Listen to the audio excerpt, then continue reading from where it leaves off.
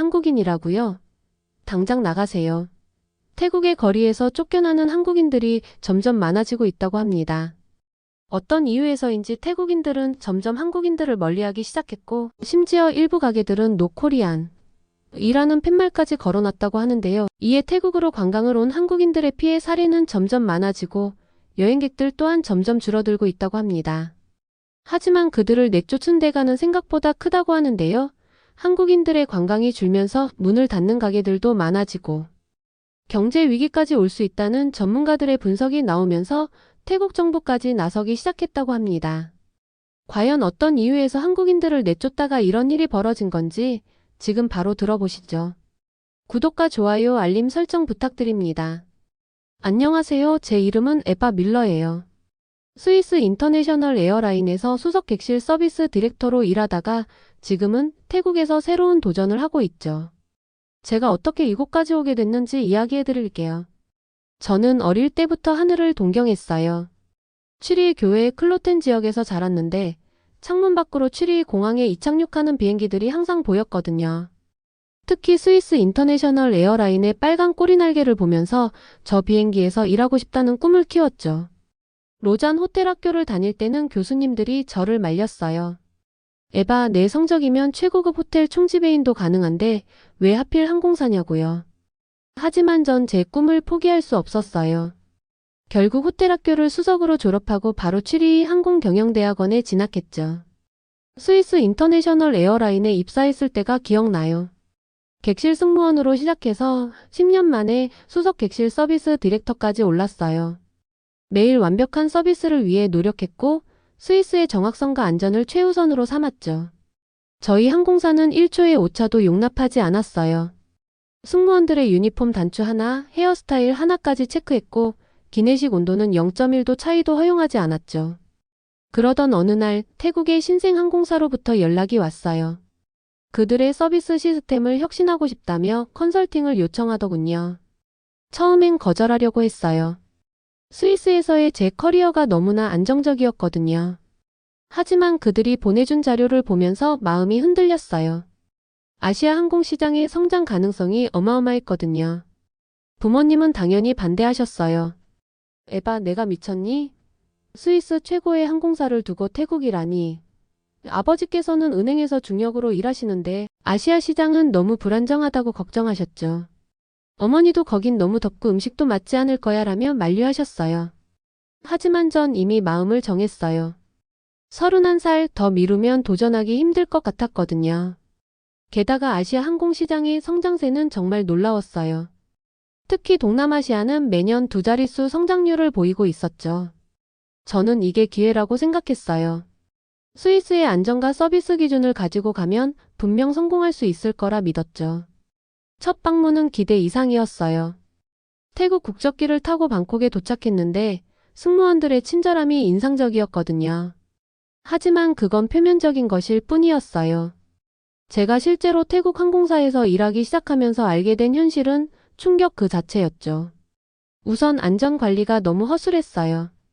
승무원들의 비상대응 훈련이 형식적이었고 기내 장비 점검도 대충대충이었죠. 한 번은 비상구 좌석의 승객에게 안전수칙을 설명하는 것도 깜빡한 적이 있었어요. 스위스였다면 상상도 할 수 없는 일이죠. 서비스 매뉴얼도 문제였어요. 승무원들은 기본적인 영어도 제대로 구사하지 못했고 고객 응대 매뉴얼은 10년 전 것을 그대로 쓰고 있었어요. 식사 서비스 시간은 제각각이었고 기내 청소 상태도 엉망이었죠. 가장 충격적이었던 건 일부 승무원들이 근무 시간에 SNS를 하거나 화장실에서 몰래 담배를 피우는 걸 발견했을 때예요. 지상직 서비스는 더 심각했어요. 체크인 카운터는 항상 혼잡했고 직원들은 고객의 질문에 제대로 답변하지 못했어요. 수화물 처리도 엉망이어서 분실이나 파손 사고가 빈번했죠. 한 번은 VIP 고객의 수화물이 다른 나라로 가버린 적도 있었어요. 하지만 가장 큰 문제는 이런 상황을 개선하려는 의지가 전혀 없다는 거였어요. 제가 변화를 제안하면 원래 이렇게 해왔어요. 손님들도 별 불만 없어요. 너무 비용이 많이 들어요. 같은 답변만 돌아왔죠. 심지어 어떤 관리자는 여기는 스위스가 아니에요. 그렇게까지 완벽할 필요 없어요 라고 말하더군요. 제가 가져온 스위스식 서비스 매뉴얼은 서랍 속에 처박혔고 안전교육 프로그램은 너무 엄격하다며 거부됐어요. 승무원들의 시간 엄수 문제를 제기하면 방콕 교통이 워낙 안 좋아서요라는 변명만 들었죠. 그렇게 6개월이 지났을 때 저는 거의 포기하기 직전이었어요. 제가 너무 순진했던 걸까요? 유럽의 기준을 아시아에 그대로 적용하려 했던 게 실수였을까요? 하지만 운명처럼 찾아온 기회가 있었어요. 바로 인천국제공항을 경유하게 된 거죠. 그리고 그곳에서 제가 꿈꾸던 모든 것을 발견하게 됐어요. 인천공항에 착륙하는 순간부터 달랐어요. 관제탑의 정확한 지시, 체계적인 게이트 배정, 완벽한 지상 조업까지. 마치 스위스에 온 것 같은 착각이 들 정도였죠. 하지만 이건 시작에 불과했어요. 터미널에 들어서는 순간 저는 제 눈을 의심할 수밖에 없었어요. 깔끔하게 제복을 갖춰 입은 직원들, 어디서나 볼 수 있는 디지털 안내 시스템, 그리고 무엇보다 질서 정연하게 움직이는 사람들의 모습이 인상적이었죠. 방콕의 수완나품 공항과는 완전히 달랐어요. 저는 4시간의 경유 시간 동안 공항 구석구석을 살펴봤어요. 체크인 카운터에서는 직원들이 미소를 잃지 않고 신속하게 업무를 처리하고 있었고, 보안 검색대는 마치 시계처럼 정확하게 움직이고 있었죠. 수화물 처리 과정을 지켜봤는데 실시간 위치 추적 시스템까지 갖춰져 있더라고요. 특히 놀라웠던 건 승객 서비스였어요. 한 외국인이 길을 헤매고 있었는데 직원이 즉시 다가가 도움을 주는 모습을 봤어요. 그것도 유창한 영어로요. 태국에서는 상상도 할 수 없는 광경이었죠. 면세점의 직원들도 전문적인 상품 지식을 바탕으로 고객 상담을 하고 있었고요. 휴게 공간에서 잠깐 쉬고 있는데 옆자리에 앉은 대한항공 승무원들의 대화가 귀에 들어왔어요. 서비스 품질 향상을 위한 자체 학습 모임을 한다고 하더라고요. 근무 시간 외에 자발적으로 모여서 공부한다니. 태국 승무원들은 필수 교육도 대충 참석하는데 말이에요. 그날 저는 큰 결심을 했어요. 우연히 알게 된 대한항공 객실 서비스 팀장님께 조언을 구했죠. 친절하게도 다음날 인천 베이스를 구경시켜 주시겠다고 하셨어요. 저는 마치 어린아이처럼 들뜬 마음으로 그날을 기다렸답니다. 다음날 아침, 대한항공 인천 베이스를 방문했을 때의 충격은 아직도 생생해요.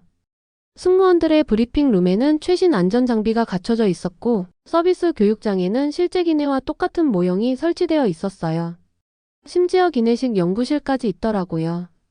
가장 인상적이었던 건 디지털 통합관리 시스템이었어요. 모든 비행 정보, 승무원 스케줄, 기내 서비스 매뉴얼이 태블릿으로 실시간 공유되고 있었죠. 태국에서는 아직도 종이 서류를 사용하고 있는데 말이에요. 점심시간에는 승무원 라운지에서 식사를 했는데 그곳에서 본 광경은 정말 놀라웠어요. 승무원들이 자발적으로 외국어 스터디 그룹을 만들어 공부하고 있었고 시니어 승무원들이 주니어들을 위해 멘토링을 진행하고 있었죠. 한 승무원은 쉬는 시간에도 비상 탈출 절차를 혼자 연습하고 있더라고요. 오후에는 아시아나항공의 교육센터도 방문할 기회가 있었어요. 거기서 본 안전교육시설은 제가 스위스에서 봤던 것보다도 더 인상적이었어요. 특히 비상 착수 훈련장은 실제 바다와 같은 환경을 구현해 놓았더라고요.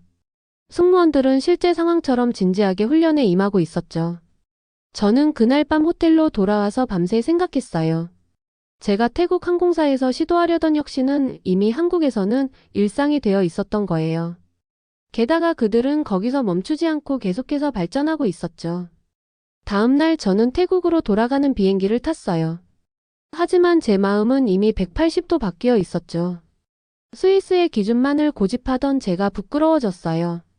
이제는 한국의 서비스 시스템을 태국에 도입하고 싶었거든요. 방콕에 도착하자마자 저는 바로 실행에 옮겼어요. 우선 한국의 항공 서비스 전문가들을 초청하기로 했죠. 태국 승무원들의 교육 프로그램을 전면 개편하고 한국처럼 디지털 서비스 시스템을 구축하기로 했어요. 물론 이 과정이 쉽지는 않았지만 전 이제 확신이 있었으니까요. 변화는 생각보다 빨리 찾아왔어요. 한국식 서비스 교육을 받은 승무원들의 태도가 달라지기 시작했고 고객 만족도도 조금씩 올라가기 시작했죠. 하지만 이런 희망적인 변화도 잠시 태국 내 반한 감정이 걷잡을 수 없이 퍼지기 시작했어요. 처음에는 단순한 해프닝이라고 생각했어요. 몇몇 승무원들이 너무 한국식으로 바뀌는 것 아니냐는 불만을 제기했을 때도 저는 시간이 지나면 괜찮아질 거라 믿었죠. 하지만 상황은 점점 심각해져 갔어요. 우리 항공사의 한국인 고객 비율이 40%나 되었는데 일부 승무원들이 한국인 승객들에게 불친절한 서비스를 제공하기 시작한 거예요. 기내식 서비스를 일부러 늦게 한다든가 호출벨을 무시한다든가 하는 일들이 발생했죠.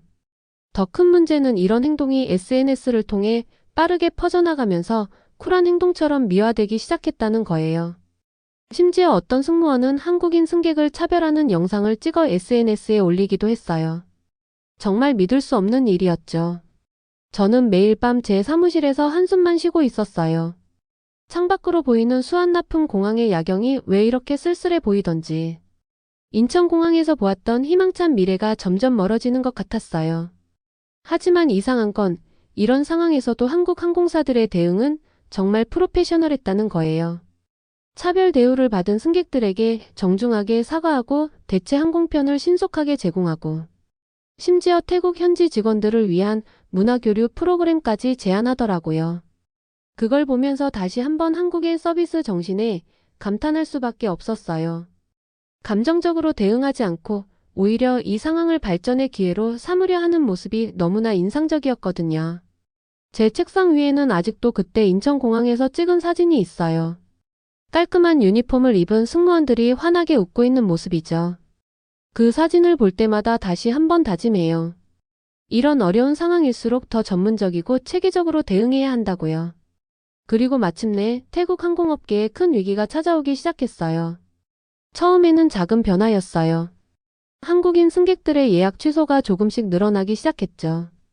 평소 같았으면 크게 신경 쓰지 않았을 수준이었어요. 하지만 문제는 그 다음이었죠.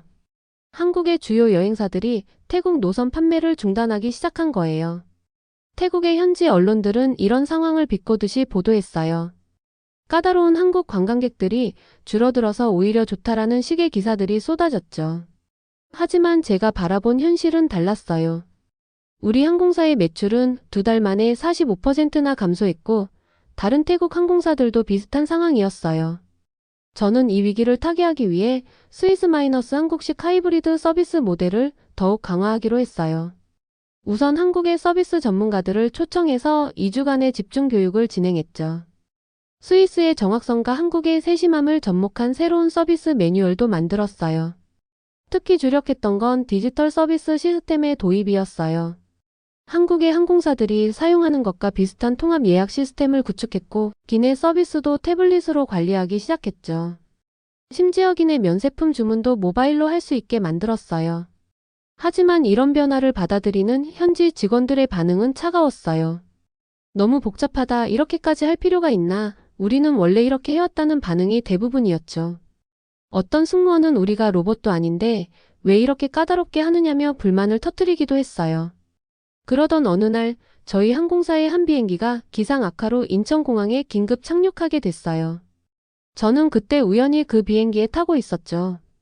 그리고 그곳에서 정말 놀라운 광경을 목격했어요. 인천공항의 지상 직원들이 얼마나 신속하고 체계적으로 대응하는지, 승객들의 불편을 최소화하기 위해 얼마나 노력하는지. 특히 인상적이었던 건 대체 항공편 제공 과정이었어요. 우리 항공사 승객들에게 한국 항공사들이 자발적으로 좌석을 제공해 준 거예요. 그것도 추가 비용 없이요. 태국에서는 상상도 할 수 없는 일이었죠. 그날 밤 저는 인천공항 근처 호텔에서 밤을 새워가며 보고서를 작성했어요. 한국의 항공사들이 보여준 전문성과 배려심, 그리고 승객 중심의 서비스 정신. 이런 것들을 어떻게 하면 태국에 도입할 수 있을지 고민했죠. 다음 날 아침 저는 한국의 항공서비스 교육기관을 방문할 기회가 있었어요. 그곳에서 본 교육 시스템은 정말 완벽했어요. 안전교육부터 서비스 매너까지 모든 것이 체계적으로 이루어지고 있었죠. 특히 인상적이었던 건 고객의 입장에서 생각하기를 가장 중요한 가치로 삼고 있다는 거였어요. 방콕으로 돌아온 후 저는 과감한 결정을 내렸어요. 우리 항공사의 모든 서비스 시스템을 전면 개편하기로 한 거죠. 한국의 항공사들처럼 승객 중심의 서비스를 제공하고 디지털 시스템을 적극 도입하고 직원들의 교육 체계도 완전히 바꾸기로 했어요. 물론 많은 반발이 있었어요. 노조는 문화 정체성을 해친다며 반대했고 일부 관리자들은 비용이 너무 많이 든다고 불평했죠. 심지어 제가 한국 항공사의 스파이가 아니냐는 의심을 받기도 했어요. 하지만 저는 물러서지 않았어요. 스위스 본사로부터 투자금을 추가로 유치했고 한국의 항공 서비스 전문가들을 정식으로 영입했어요. 승무원 교육센터도 새로 지었고 디지털 서비스 시스템도 전면 도입했죠. 점차 변화가 일어나기 시작했어요. 새로운 시스템에 적응한 직원들의 서비스 품질이 눈에 띄게 향상됐고 고객 만족도도 조금씩 올라가기 시작했어요. 특히 젊은 승무원들 사이에서는 한국처럼 전문적인 서비스를 제공하고 싶다는 의견이 늘어났죠. 하지만 이런 긍정적인 변화도 잠시 태국 전역에 걷잡을 수 없이 퍼진 반한 감정은 항공업계에도 큰 영향을 미치기 시작했어요. 한국 노선이 줄줄이 취소되면서 저희가 그동안 쌓아온 모든 것들이 한순간에 무너질 위기에 처했죠. 모든 게 물거품이 되는 걸까요? 그때 제 사무실 창밖으로 보이는 방콕의 하늘은 유난히도 흐렸어요. 매일 아침 업무 보고를 받는 시간이 두려워졌어요. 예약 취소율이 75%까지 치솟았고 한국 노선 대부분이 운항 중단 위기에 처했죠. 저희 항공사의 메인 수익원이 한국 노선이었는데 이러다간 회사가 무너질 것 같았어요. 직원들의 사기도 바닥을 쳤어요. 열심히 한국식 서비스를 배우고 적용하려 했던 젊은 승무원들은 상실감에 빠졌고 일부는 사직서를 제출하기도 했죠. 특히 한국어를 배우며 열심히 준비했던 신입 승무원들의 실망감은 이루 말할 수 없었어요. 그래도 한국 항공사들은 끝까지 프로페셔널했어요. 태국 현지 직원들을 위한 문화교류 프로그램을 계속 제안했고 항공동맹을 통한 협력 관계도 이어가려 노력했죠. 반한 감정으로 가득 찬 태국 언론들과는 달리 한국 항공업계는 태국과의 관계 회복을 위해 차분히 대화를 이어가고 있었어요. 저는 매일 밤 인천공항에서 찍은 사진들을 보며 생각에 잠겼어요. 스위스의 정확성과 한국의 섬세함이 만나면 얼마나 멋진 시너지가 날 수 있을지. 이 위기만 잘 넘길 수 있다면 태국의 항공 서비스도 충분히 세계적인 수준으로 발전할 수 있을 텐데. 그러던 어느 날 저희 항공사 소속 한 태국인 승무원의 편지를 받았어요. 그녀는 이렇게 적었더군요. 에바님, 저는 한국의 서비스 정신을 배우면서 처음으로 제 직업에 자부심을 느꼈어요. 이런 위기가 찾아왔지만 우리가 배운 것들을 절대 포기하고 싶지 않아요. 그 편지를 읽은 후 저는 다시 한번 마음을 다잡았어요. 이제는 단순히 위기를 극복하는 것을 넘어서 태국 항공업계의 진정한 변화를 이끌어내야 할 때라고 생각했죠. 하지만 그 과정은 제가 상상했던 것보다 훨씬 더 험난했어요. 저는 먼저 상황을 정확히 파악하기 위해 현장 조사를 시작했어요. 방콕의 주요 여행사들을 찾아다니며 이야기를 들었죠. 대부분의 여행사가 한국 관광객 감소로 심각한 타격을 입고 있었어요. 한 여행사 대표는 20년간 쌓아온 비즈니스가 한 달 만에 무너졌다며 울먹이더라고요. 특히 충격적이었던 건 현지 항공업계의 대응 방식이었어요. 대부분의 태국 항공사들이 한국 노선을 무차별적으로 축소하기 시작했죠. 심지어 일부 항공사는 한국인 승무원들을 해고하기도 했어요. 위기의 원인을 분석하고 해결책을 찾으려는 노력은 전혀 없이 그저 감정적으로 대응하기 급급했죠. 제가 근무하는 항공사도 예외는 아니었어요. 이사회에서는 한국식 서비스 도입이 실패했다며 전통적인 태국식 서비스로 돌아가자는 의견이 나왔어요. 그동안 제가 도입한 디지털 시스템과 교육 프로그램을 모두 폐지하자는 거였죠. 하루는 정말 황당한 일을 겪었어요. 한 태국 승무원이 한국인 승객의 기내식 알레르기 요청을 일부러 무시한 거예요. 다행히 큰 사고로 이어지진 않았지만 이런 위험한 행동이 SNS 영웅담처럼 퍼져나가는 걸 보며 정말 걱정됐어요. 반면 한국 항공사들의 대응은 철저히 달랐어요. 태국 현지 직원들에 대한 차별이나 보복은 전혀 없었죠. 오히려 더 적극적으로 태국 관광을 홍보하고 문화교류 프로그램을 확대했어요. 특히 대한항공은 태국 현지 직원들을 위한 특별교육 프로그램까지 무상으로 제공하겠다고 제안했어요. 이런 상황에서 제가 할 수 있는 일이 뭘까 고민했어요. 결국 스위스 본사에 특별보고서를 제출했죠. 태국 항공업계의 현실과 한국 항공사들의 선진 시스템을 비교 분석한 내용이었어요. 다행히 본사에서는 제 의견을 적극 지지해줬어요.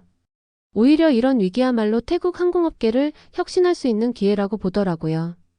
저는 바로 실행에 옮겼어요. 우선 태국 항공업계의 주요 인사들을 모아 컨퍼런스를 개최했어요. 주제는 글로벌 항공 서비스의 미래였죠. 한국과 스위스의 항공 전문가들도 초청했고요. 처음에는 반발이 심했지만 컨퍼런스가 진행되면서 분위기가 조금씩 바뀌기 시작했어요. 특히 인상적이었던 건 한국 항공사의 위기관리 사례 발표였어요.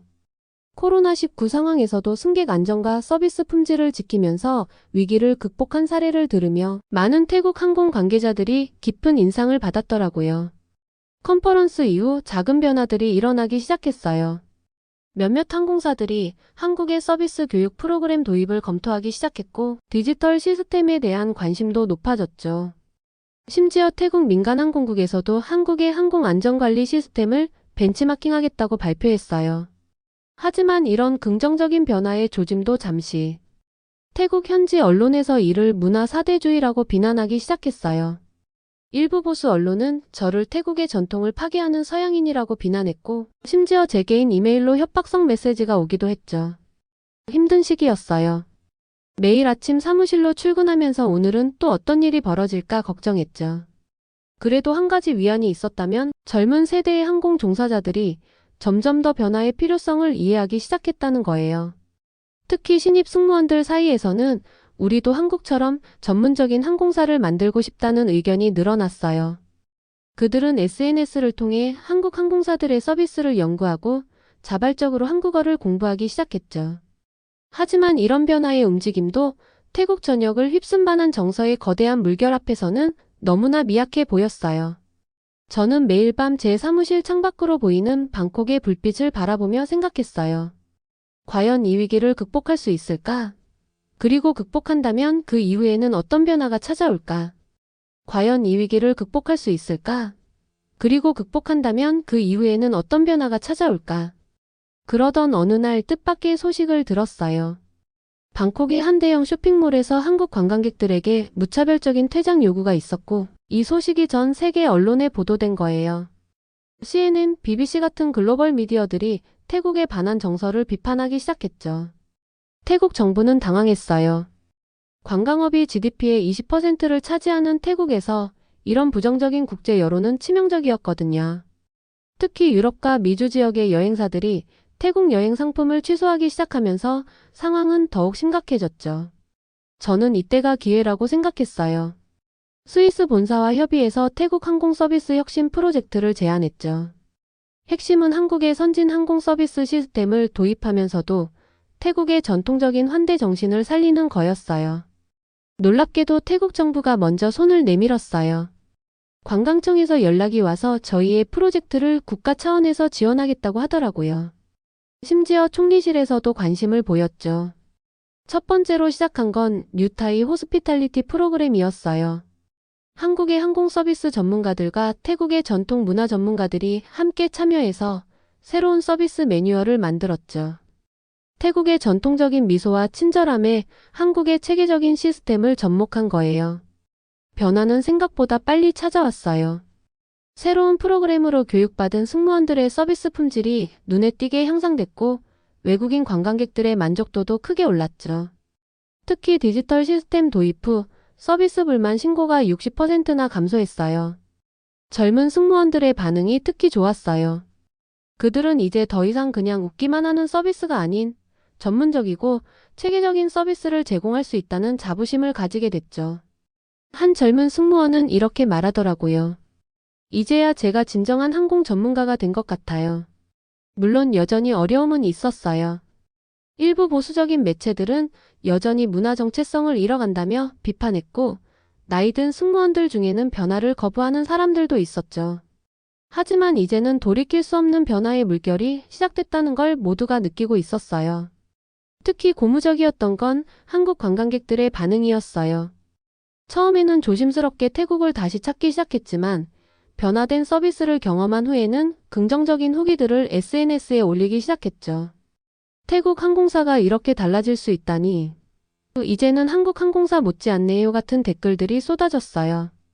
1년이 지난 지금 저는 매일 아침 방콕의 햇살을 맞으며 출근해요. 예전처럼 두렵지 않아요. 오히려 설레는 마음으로 새로운 하루를 시작하죠. 우리 항공사의 항공 노선은 이제 90% 이상의 탑승률을 기록하고 있고 승무원들의 사기도 그 어느 때보다 높아요. 최근에는 다른 동남아 국가들에서도 저희 프로그램에 관심을 보이기 시작했어요. 베트남, 필리핀 항공사들이 벤치마킹을 요청해 왔죠. 심지어 중동의 한 항공사에서도 연락이 왔어요. 돌이켜보면 이 모든 변화의 시작은 제가 우연히 들렀던 인천국제공항이었어요. 그때 본 한국의 선진 항공 서비스가 아니었다면 저는 아마도 여전히 이게 태국 스타일이라며 안주하고 있었을지도 모르죠. 이제 저는 새로운 꿈이 생겼어요. 태국을 아시아 항공 서비스의 새로운 허브로 만드는 거예요. 한국의 전문성, 스위스의 정확성, 그리고 태국의 친절함이 조화를 이룬 새로운 서비스 모델을 만들고 싶어요. 매일 저녁 사무실 창밖으로 떠오르는 방콕의 노을을 바라보며 생각해요. 위기는 때로는 새로운 기회가 될 수 있다는 것을. 그리고 진정한 변화는 서로를 이해하고 배우려는 마음에서 시작된다는 것을요. 이제 저는 제 선택이 옳았다는 걸 확신해요. 앞으로도 더 많은 어려움이 있겠지만 이제는 두렵지 않아요. 왜냐하면 우리는 이미 변화할 수 있다는 걸 증명했으니까요. 지금까지의 사연 어떻게 들으셨나요? 다음에 더 재밌는 사연으로 돌아올게요. 감사합니다.